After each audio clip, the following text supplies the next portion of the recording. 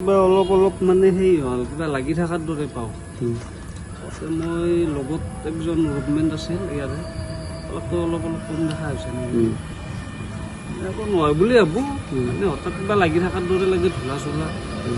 তাৰপিছত পানী মাৰি দিওঁ, দিয়াৰ পিছত ভাল লাগে অলপ। তাৰপিছত এনেকৈ যায় যে কিছুমান বস্তু মোৰ চকুত নোপোৱাই হয়। ছেকেণ্ড লকডাউনত টাইমত মই প্ৰথম চাৰ্ভেত গ'লোঁ। চাৰ্ভেত যাওঁ, ট্ৰিটমেণ্ট কৰিলোঁ, ঔষধ দিয়ে, লিখি দিয়ে।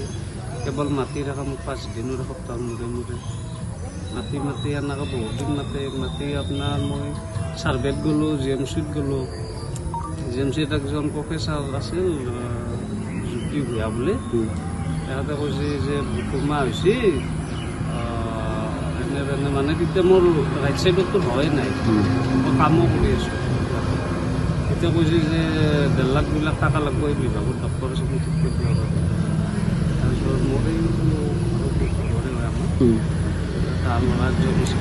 তাৰপিছত মইতো ইমান টকা ক'ত পাওঁ। বোলে মেডাম যে মোৰ ইমান টকা নাই, হাজিৰা কাম কৰি খাওঁ, আপোনালোকে কৈছে নাই এইটোতো মই নোৱাৰিম, মোৰ চিনাকি এজন আছিল কিন্তু 1.5 লাখ টকা লাগি যায়। কিন্তু তাৰপিছত আপোনাৰ মাতি থাকে 5 দিনৰ মূৰে মূৰে এসপ্তাহ মূৰে মূৰে। তাৰপিছত লগত যোৱা মানুহ নকওঁ বাৰে বাৰে আৰু দৰৱ লিখি দিয়ে। তাৰপিছত এতিয়া সেনেকৈ যে বহুত সেই হয়। 6টা ডক্টৰৰ তাও মই শুভ্ৰংক ছাৰৰ তাও গৈছোঁ। কি কৈছে? তেখেতেও মানে বহুত পইচাৰ কথা কৈছিল। যোৱা বছৰে গৈছিলোঁ। মোৰ তাৰমানে পাঠশালাত এজন দাদা ৰিপৰ্টাৰে আছিলে বৈজুতি তালুকৰ বুলি। তাৰপিছত সি যোৱাবাৰ থিয়েটাৰ খোলা, তাৰপিছত থিয়েটাৰখন বন্ধ হ'ল কিবা সি মোক ক'লাক মানে শুভ্ৰংকত থাকে যাৰ মোৰ কথা পাতি। শুভ্ৰংকত তাকে গ'লোঁ। তাৰপিছত তেখেতে মোক নিজে চাইছিল। তেখেতেও বহুত টকা কথা কৈছে। কিমান কথা কৈছে তোমাৰ এনে 4-5 লাখ টকা লাগি যাব, কিন্তু বাহিৰতে যাব লাগিব মিলিংপুৰ এনেকুৱা অলপ। তাৰপিছত সেইটোতো নললোঁ। তাৰপিছত অৰুণ ছাৰৰ তাকো গৈছিলোঁ। যোৱাবাৰ MLA যাবা দিলা, যাবাত দি লাষ্টত মই ভিজিটটো ল'লা, মই পিছত ধাৰ কৰি আনি দিছোঁ। MLA আহিছিল না? এতিয়া MLAৰ লগত আমাৰ ভালে তাৰমানে আপোনাৰ যোৱাবাৰ পঞ্চায়ত কাউন্সিলৰ পদত বহু আছিল। পিছত কিবা ৰাজু দেখাও আছিল বিপৰীত পাৰ্টি। টাউন 300 ভোটত জিতিল।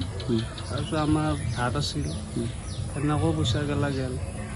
এতিয়া MLAৰ লগত ভাল, কিন্তু প্ৰথমে যেতিয়া চাৰ্ভেত দেখা বুলি ক'লোঁ তেতিয়া কেৱল 10,000 টকা ফাণ্ডত দিছে। 3 বছৰ হৈ গ'ল। বাকী মই বহুত দিন ক'লোঁ আৰু কিন্তু একো দিব পৰা নাই। নাই এইবিলাক কাগজ জমা প্ৰথমতে দিছিল কিন্তু দিয়া নাছিল।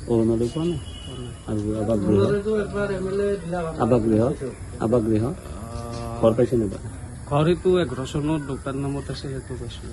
এতিয়ালৈকে একো নাই। বাকী নাই। আৰু মায়ে বিধৱা পেঞ্চন পাইছিল, কিন্তু আজি বিধৱা পেঞ্চনো 3 বছৰ হ'ল নাই। আপোনাৰ পেঞ্চন পৰে ডকুমেণ্টছ লৈছিল না 22 চনত জুন মাহত, তেতিয়াৰ পৰা সেই পেঞ্চনটো কাটা গৈছে। মাৰ অসুখ নেকি? একেবাৰে অসুস্থ আৰু চকু দি মায়ো দেখা নাপায়। 4বাৰ অপাৰেশ্যন। কিমান বয়স হৈছে মাৰ বয়স? 63 ধৰক। ইয়াত নাৰায়ণ ডেকা আহিছিল? নাই, মই তেওঁৰ সতীৰ্থক কৈছিলোঁ বহুত দিন, কিন্তু ৰানিং MLAক দেখাই দিয়ে আমাৰ ইয়াত। তেওঁতো অহা নাই দিগন্ত পাব?